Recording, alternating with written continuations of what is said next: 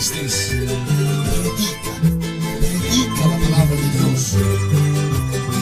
Unidos, firmes, valientes en la tormenta, mi hermano. Al contemplar el cielo azul, lejos la grandeza del Señor, todos juntos llevaré tu palabra de vida eterna.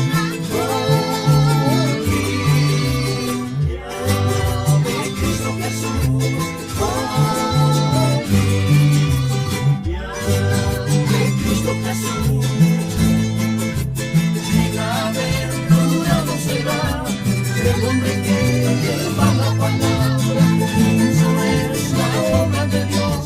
Trabajaremos todos unidos, gloria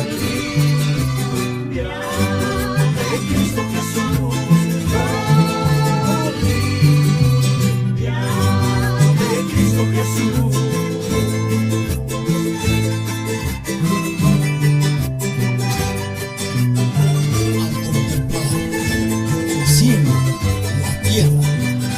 Los que habitan en ella, me pregunto, ¿quién irá a predicar? Tú, yo, todos juntos leemos la palabra de Dios.